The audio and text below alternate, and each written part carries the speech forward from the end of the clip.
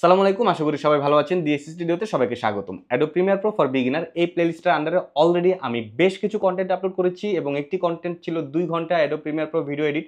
So যারা একদমই নতুন তারা কিন্তু এই ভিডিওগুলো দেখে অনেক বেশি উপকৃত হয়েছে এবং তাদের জন্য আজকে আরেকটি নতুন ভিডিও নিয়ে আসলাম। দেখেন, আমি আগে যতগুলো কন্টেন্ট আপলোড করেছি সেখানে আসলে আমি টেক্সট নিয়ে কোনো কথা বলিনি।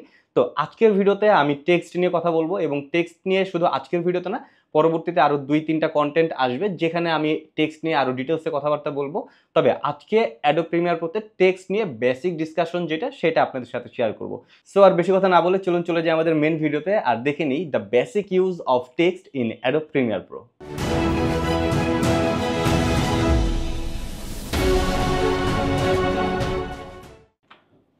আমরা অ্যাডোব প্রিমিয়ার প্রোতে চলে আসলাম। এখানে একটি ফুটেজ দেখতে পাচ্ছি। চাইলে এই ফুটেজের উপরে আমরা টেক্সট অ্যাড করতে পারি, বাট আমরা এই ফুটেজে না, আমরা একদম ব্ল্যাঙ্কে চলে আসি।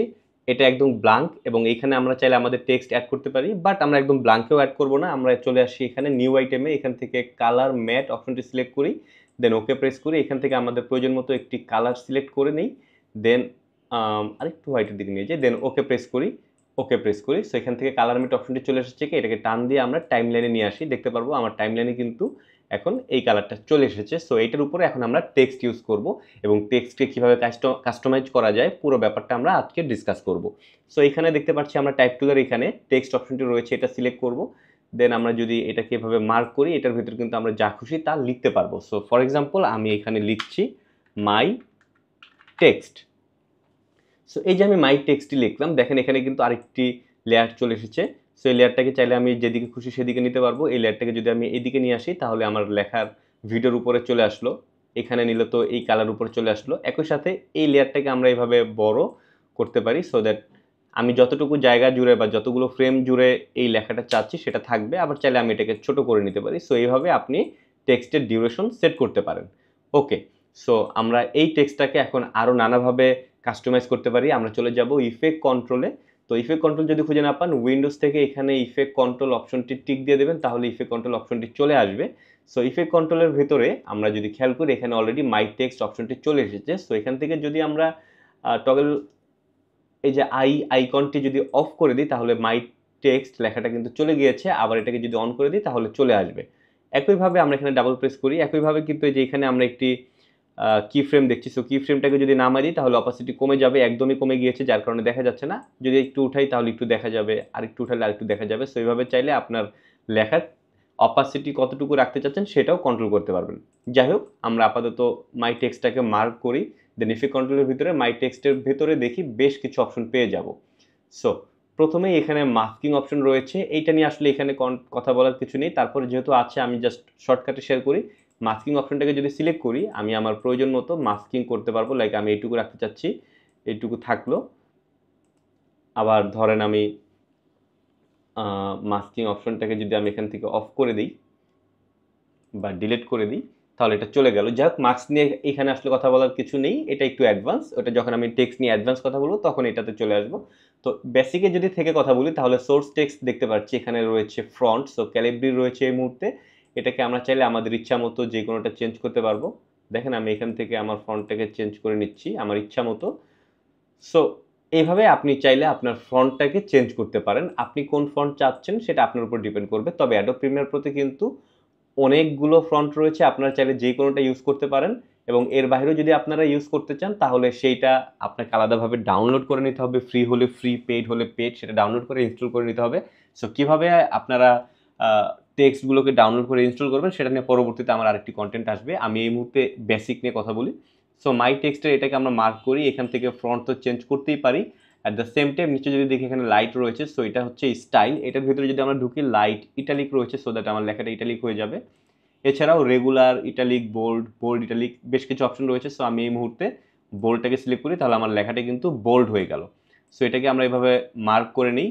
যদি এখানে দেখি ফক্স বোল্ড, সো এটা সিলেক্ট করি, লেখাটা আরেকটু বোল্ড হবে। আবার এটা দিলে একটু ইটালিক হবে, এটা দিলে লেখাটা একটু ডিস্টেন্স বাড়ছে, একটা লাইন থেকে একটা ওয়ার্ড থেকে আরেকটা ওয়ার্ডের ডিস্টেন্সটা একটু বাড়ছে।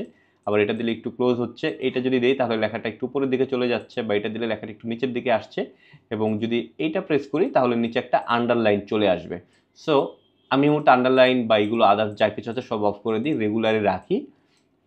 এই কাজটা করার পর এরপর আপনারা নিচে দেখতে পাচ্ছেন ফন্ট সাইজ, এটা দিয়ে আপনার লেখাটার সাইজটাকে চেঞ্জ করতে পারবেন। সো এই যে স্কেলটা যদি আমি বাড়াই তাহলে দেখবো লেখার সাইজ বড় হচ্ছে, আবার যদি কমাই তাহলে দেখবো লেখার সাইজ ছোট হচ্ছে। সো আমি মোটামুটি একটা মিডিয়াম সাইজে রাখলাম।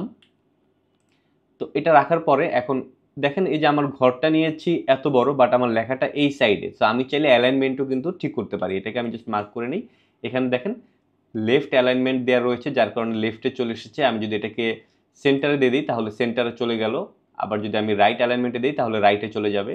সো আপনি চাইলে এইভাবে আরও বেশ কিছু অপশন রয়েছে, এভাবে আপনার প্রয়োজন মতো অ্যালাইনমেন্টটাকে সেট করে নিতে পারেন। এখন কিন্তু নিচে চলে এসেছে কারণ আমি নিচের অ্যালাইনমেন্ট দিয়েছি। তো আমি এই মুহূর্তে মিডল দিয়ে দিই, অ্যান্ড এটাকে ওখানে দিয়ে দিই মিডল। ওকে, সো আমার লেখাটা এই মুহূর্তে মিডলে রয়েছে। এরপরে চলে আসি, এখানে একটি অপশন রয়েছে VA। অবশ্যই আপনাকে লেখাগুলোকে মার্ক করে নিতে হবে। সো VA নিচে আমরা একটি আইকন দেখতে পাচ্ছি যে দুই দিকে স্প্রেড করছে। সো আমরা যদি নাম্বার ভ্যালুটাকে বাড়াই দেখবো আমার একটি ওয়ার্ড আরেকটি ওয়ার্ডের থেকে দূরে সরে যাচ্ছে। সো আপনার একটি ওয়ার্ডের থেকে আরেকটি ওয়ার্ড কতটা দূরে থাকবে সেটা চাইলে আপনি এখান থেকে সেট করতে পারবেন। আবার আপনি এটাকে কাছে দিয়ে দেন তাহলে এটা কাছে চলে আসবে। ওকে, দেন এখানে রয়েছে VA, এইটা অ্যাক্টিভলি কাজ করে না সব সময়। এরপরে আমরা এখানে যদি খেয়াল করি আপ ডাউন একটি অপশন রয়েছে। এটা বোঝার জন্য আমি লেখাটাকে মাঝখান থেকে ইন্টারপ্রেস করে দুইটা লাইনে নিয়ে নিই। সো এই যে আমি দুইটা লাইন নিলাম, এই উপরের লাইন আর নিচের লাইনের মধ্যে গ্যাপটা আসলে কতটুকু থাকবে সেটা চাইলে এখান থেকে আপনি সেট করতে পারবেন।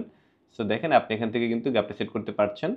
কিন্তু যেহেতু আমার ঘরটা হচ্ছে এতটুকু, সো বেশি উপরে নিলে তখন একটা চলে যাচ্ছে। সো আমি এখান থেকে সিলেকশন টুলটা সিলেক্ট করব, তাহলে দেখেন ঘরটা কিন্তু এখন অন্যরকম একটা আইকন চলে এসেছে। সো এটাকে আমরা জাস্ট টান দিয়ে এভাবে বড় করে নিই। ওকে, সো এখন কিন্তু দেখা যাচ্ছে। সো আমি দুটো লাইনকে মার্ক করি। এইবার আমি এখান থেকে আবারও যদি নাম্বার ভ্যালুটাকে বাড়াই তাহলে দেখবো আমার লেখাটা কিন্তু এক লাইন থেকে আরেক লাইন দূরে সরে যাচ্ছে বা কাছে চলে আসছে। সো আপনি এগুলো এখান থেকে সেট করতে পারবেন। একই সাথে এখানে অপশন রয়েছে, এটা দিয়ে আপনি লেখাটাকে উপরের দিকে নিচের দিকে নিতে পারবেন। যাই হোক, আমরা এই মুহূর্তে এটাকে 0 রাখি। ওকে, সো এবার চলে আসি কালারে। এই লেখাটার তো এই মুহূর্তে সাদা রয়েছে, বাট এটার কালার আমরা চেঞ্জ করবো। সেটা করার জন্য অবশ্যই এটাকে আগে মার্ক করে নিতে হবে এবং এই লেয়ারে তো থাকতেই হবে। মার্ক করে নিলাম, এরপর আমরা ফিলে গিয়ে এখানে দেখতে পাচ্ছি কালার অপশন রয়েছে সাদা।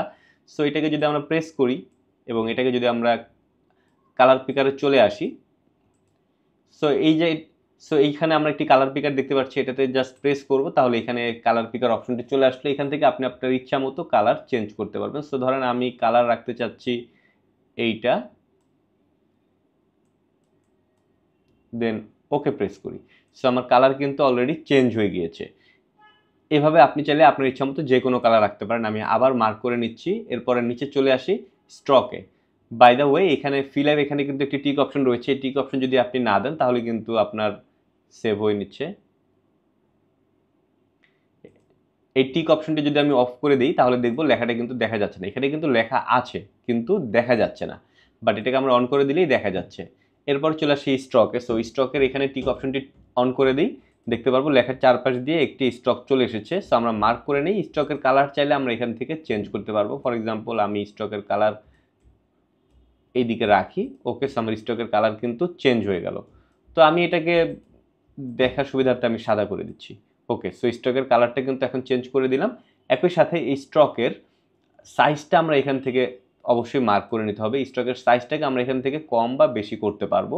সো আমি আমার সুবিধা মতো জাস্ট এখন বোঝার সুবিধার্থে এইটুকু রাখলাম। এছাড়াও এখানে আরেকটা অপশন রয়েছে আউটার ইনার সেন্টার। সো এই মুহূর্তে লেখার বাহিরে স্ট্রোক পড়ছে, বাট আপনি যদি লেখার ভিতরে স্ট্রোক দিতে চান তাহলে ইনার দিয়ে দেবেন, তাহলে লেখার ভিতরে স্ট্রোক পড়ে যাবে এবং স্ট্রোকটা আসলে এত বড় পুরো লেখাটাই হোয়াইট হয়ে গিয়েছে। আপনি জাস্ট এখান থেকে স্ট্রোকের ভ্যালুটা কমান তাহলে কিন্তু কিছুটা কমে আসবে। এছাড়াও সেন্টারও দিতে পারেন সো দ্যাট সেন্টারে চলে আসবে, বাট আমি মোস্টলি আউটারেই প্রেফার করি। সো আউটারে রাখলাম। এরপরে চলে আসি ব্যাকগ্রাউন্ডে। সো অনেক সময় দেখা যায় লেখা আর পেছনের যে ভিডিও বা ছবি সেটার কালার এক হওয়ার কারণে লেখাটা দেখা যায় না। সো যদি এরকম সমস্যা হয়ে থাকে সেক্ষেত্রে আপনারা চাইলে ব্যাকগ্রাউন্ড ইউজ করতে পারেন। সো আমি এখানে ব্যাকগ্রাউন্ড অপশনটিকে জাস্ট টিক দিয়ে দিই, তাহলে পেছনে একটি ব্যাকগ্রাউন্ড চলে আসলো। দেখেন এখান থেকে যেই কালার আপনি দেবেন সেই কালারের ব্যাকগ্রাউন্ড কিন্তু সেট হয়ে যাবে। ওকে, সো একটা ব্যাকগ্রাউন্ড সেট হয়ে গিয়েছে এবং একই সাথে নিচে আমরা বেশ কিছু অপশন দেখতে পাচ্ছি, হুইচ ইজ লাইক এটা হচ্ছে অপাসিটি। সো ব্যাকগ্রাউন্ডের অপাসিটি আপনি চাইলে একদম ফুল রাখতে পারেন, বা আপনি যদি ব্যাকগ্রাউন্ডটাকে অপাসিটি আস্তে আস্তে কমিয়ে দিতে চান তাহলে নাম্বার ভ্যালুটাকে কমিয়ে নিয়ে আসবেন, তাহলে এটা চেঞ্জ হয়ে যাবে। সো আমি এই মুহূর্তে বাড়িয়েই রাখলাম। এরপর এটা হচ্ছে সাইজ। সো ব্যাকগ্রাউন্ডের সাইজটা আপনি কীরকম রাখবেন সেটাও এখান থেকে চেঞ্জ করতে পারবেন। আর এটা হচ্ছে এজ।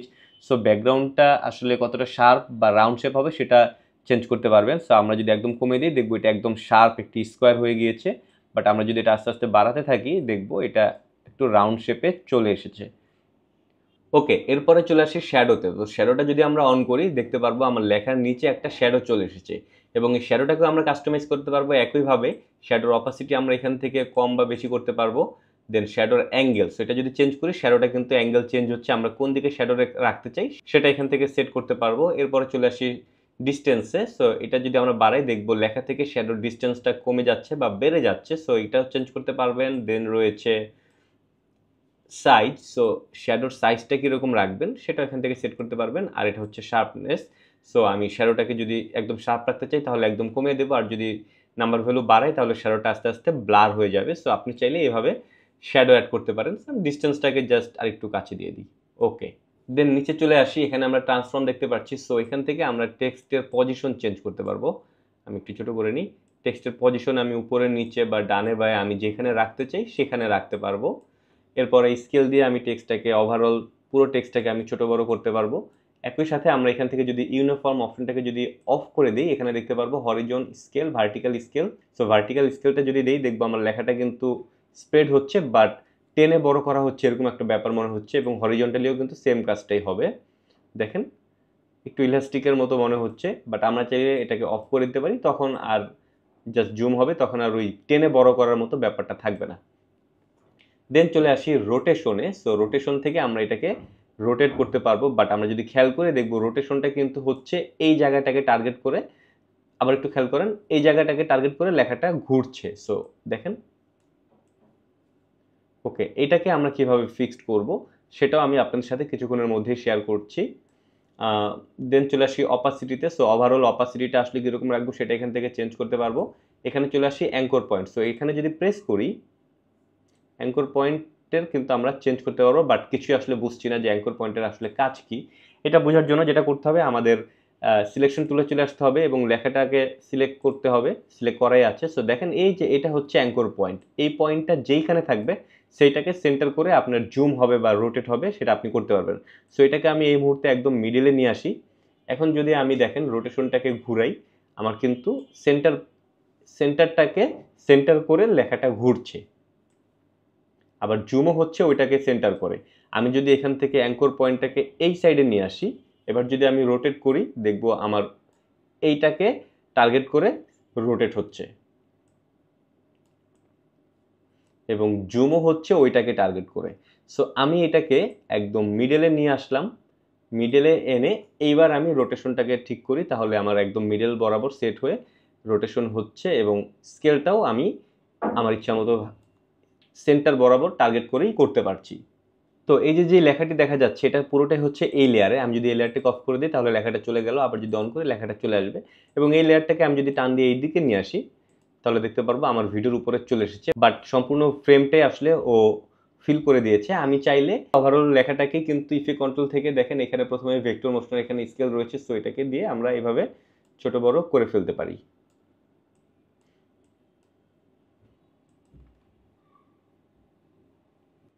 ওকে, সো আমরা আবার এখানে চলে আসলাম। আমরা যদি এখানে টাইপ টুলের এখানে একটু লং প্রেস করে ধরে রাখি দেখবো ভার্টিক্যাল টাইপ টুল নামে আরেকটু অপশন রয়েছে। এটা যদি সিলেক্ট করি এন্ড আমরা যদি এখানে লিখি, দেখেন সব কিছু সেমই রয়েছে, এখানে সব অপশন সেম, আপনি সব সেমভাবে কাস্টমাইজ করতে পারবেন। বাট এটা দিয়ে লেখাটা হচ্ছে উপরে নিচে ভার্টিক্যালি আসছে। আগেরটা হচ্ছে নর্মালি আমরা যেভাবে লিখি টাইপ টুল সেটা দিয়ে নর্মালি লেখা আসবে, আর এখান থেকে ভার্টিক্যাল টাইপ টুল দিলে তখন লেখাটা উপরে নিচে আসবে। That's all. সো এছাড়া বাকি সব কিছুই কিন্তু সেম থাকছে। ওয়েল, সো আজকের ভিডিওতে আমি অ্যাডোব প্রিমিয়ার প্রোতে প্রিমিয়ার প্রো দিয়ে বেসিক কিভাবে টেক্সট ইউজ করতে পারবেন সেটা আলোচনা করলাম, এবং এছাড়াও এর কিন্তু আরও নানা ধরনের অ্যাডভান্স ইউজ রয়েছে যেটা নিয়ে আমি স্টেপ বাই স্টেপ আরও নানা ধরনের কন্টেন্ট তৈরি করব। সো ভিডিওটি যদি ভালো লেগে থাকে অবশ্যই লাইক, কমেন্ট, শেয়ার, সাবস্ক্রাইব করবেন। দেখা হচ্ছে পরবর্তী ভিডিওতে। সালামু আলাইকুম।